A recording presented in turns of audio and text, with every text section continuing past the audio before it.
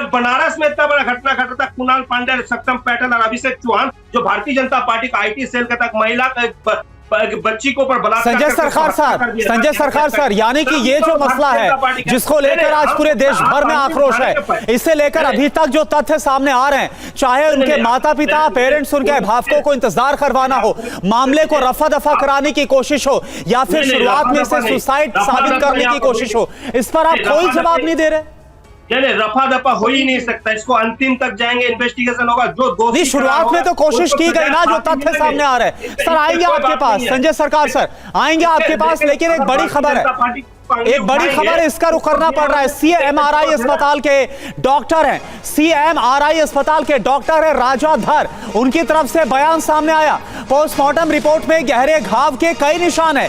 ये डॉक्टर धर की तरफ से कहा गया, सिर्फ एक आदमी नहीं पहुंचा सकता है इतनी चोट, ये डॉक्टर धर की तरफ से, यानी कि यहां पर एक बहुत बड़ी साजिश है और भी लोग शामिल हो सकते हैं। सवाल उठता है, अभी पोस्टमार्टम की प्रारंभिक रिपोर्ट आई है, डॉक्टर धर की तरफ से कहा गया वारदात में 2 से 3 लोग शामिल हो सकते हैं। डॉक्टर राजा धर सीएमआरआई अस्पताल में है और एक हाथ से लिखी हुई रिपोर्ट आई है, ये मेरे पास से उनकी तरफ से कहा गया। रिपोर्ट के मुताबिक बहुत सारी इंजरी यानी चोट है ऊपर से नीचे तक, और एक एडिशनल रिपोर्ट आई है जिसमें बोला गया है कि पेल्विस में भी एक फ्रैक्चर है। सुन लीजिए उनकी तरफ से क्या कहा गया।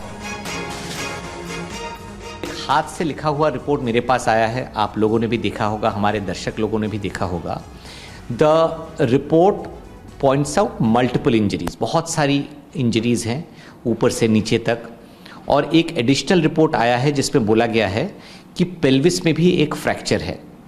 अब ये सारी रिपोर्ट्स अनसब्सटैंशिएटेड हैं, इसका अभी तक पूरी तरह कोई ठोस सबूत के साथ ऑफिशियल रिपोर्ट नहीं आया है, मगर हम लोग ये जो रिपोर्ट हमारे पास है उसके बेसिस पे जाएं तो लगता है कि ये कितना भी शक्तिशाली हो मगर एक आदमी के लिए या पूरी तरह करना बहुत मुश्किल है। लगता है कि 1 से 2 या 3 लोग होने की संभावना है।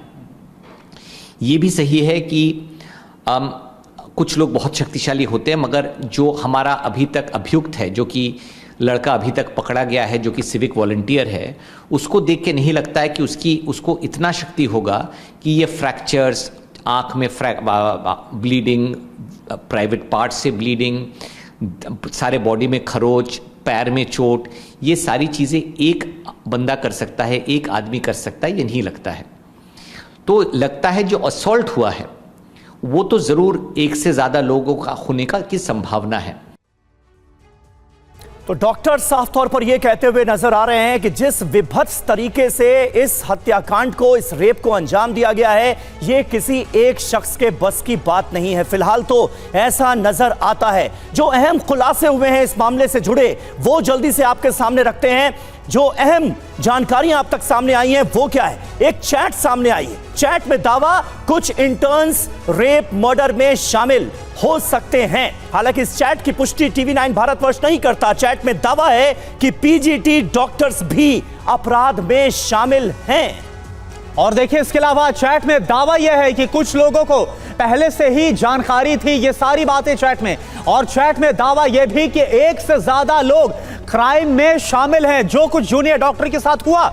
जी हाँ, एक ऑडियो भी सामने आया। ऑडियो में दावा कुछ राजनीतिक लोग भी इसके पीछे हो सकते हैं, उनकी मिलीभगत भी हो सकती है। आरोपी संजय सिर्फ बलि का बकरा है, ये इस ऑडियो में दावा किया गया है। और अगली बात क्या है, ऑडियो में दावा क्या है? सिर्फ एक आदमी शामिल नहीं है, यह ऑडियो के जरिए दावा है। डॉक्टर धर, जिनका बयान आपने सुना भी, उनका दावा यह अपराध एक आदमी का काम नहीं है। जो पोस्टमार्टम रिपोर्ट है, प्रारंभिक तौर पर जो जानकारी आ रही है, जी हाँ, डॉक्टर धर का दावा 150 ml सीमेन एक आदमी का नहीं हो सकता, ये वो दावा कर रहे हैं। संजय रॉय इतनी इंजरी नहीं दे सकता, ये भी डॉक्टर धर का दावा सामने आया है। यानी कई ऐसे सवाल हैं जो पूरी तरह से अनसुलझे नजर आ रहे हैं इतने दिनों की पश्चिम बंगाल पुलिस की जांच के बाद भी।